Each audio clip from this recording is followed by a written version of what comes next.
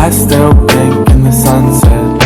You know I never wanna make you upset. How did I become so obsessed with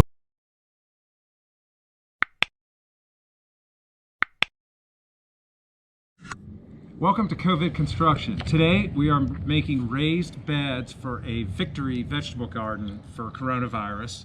This is a real easy project to do at home. You get some boards that are 2 inches by 12 inches by 8 feet long, which is 96 inches for those of you who do not do mathematics. Get 3 2 by 12 by 96 boards, cut one of them in half, so you've got a 4 foot and another 4 foot, and then you've got 2 8-foot boards, and these will form the sides of the raised bed. And when we're done, we'll fill it with dirt and we'll plant a bunch of vegetables. Step 1, get a power drill. That's important. It's incredibly important. If you try and do this by hand, it'll make you nuts. I have a 2.5 inch screw with a Phillips head and a Phillips head bit on the end of this drill, and I'm going to put 3 screws in on each side. Now we're going to screw in this side also with 3 screws. And we're going to do the same thing with the other 2 corners, so all 4 corners will be put together in basically the form of a rectangle. That's 8 feet by 4 feet.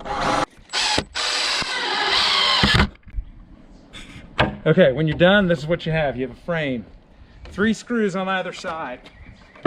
It's sturdy, it's real heavy. I did not use pressure treated wood for this part of the project because it has arsenic in it, and I don't want arsenic in my vegetables.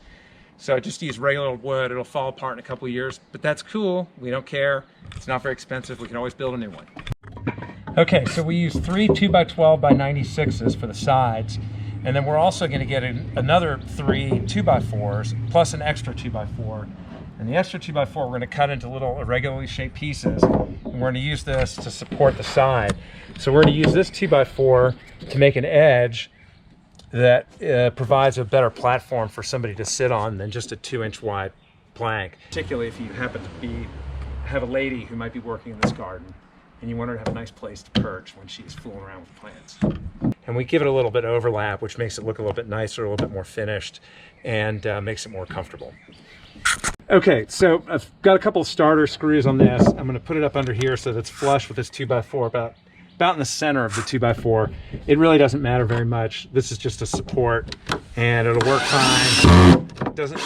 It doesn't need to look pretty. All right, now we're going to fasten the top part. If I can get this thing to work.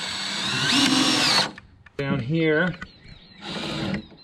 And then we'll do one in the middle.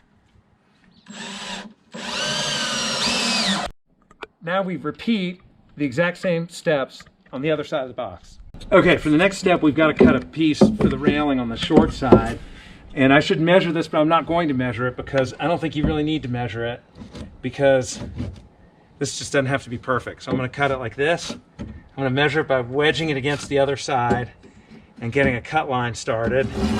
And then I'll saw it in half and I'll hope it fits. Okay, well, I messed that one up, so it's too short, and there's a wedge here. It looks terrible. So I'm going to try it one more time. I'm going to eyeball it, and hopefully it'll work this time. But in any event, you want 2 of these, 1 for each side. All right, we do the same thing for this side. I use one of my leftover pieces from the bad cut. We're just going to put a brace here with a couple screws, screw it in on the top so that it's set in there nice and sturdy, and then we'll do one more side, and then we'll be ready to fill this thing with dirt.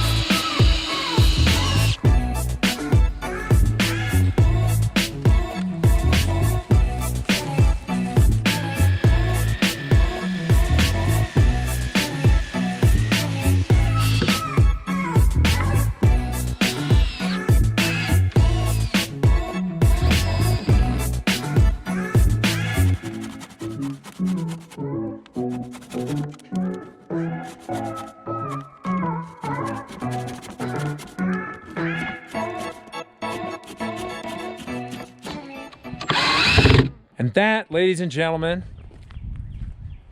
is a co-victory garden, raised bed. The dimensions are 8 feet by 4 feet, and they're 12 inches deep, and we're going to plant all kinds of delicious fruits and vegetables for us to consume during social distancing. Please like, share, and subscribe, and we'll make more videos as soon as we can get them out.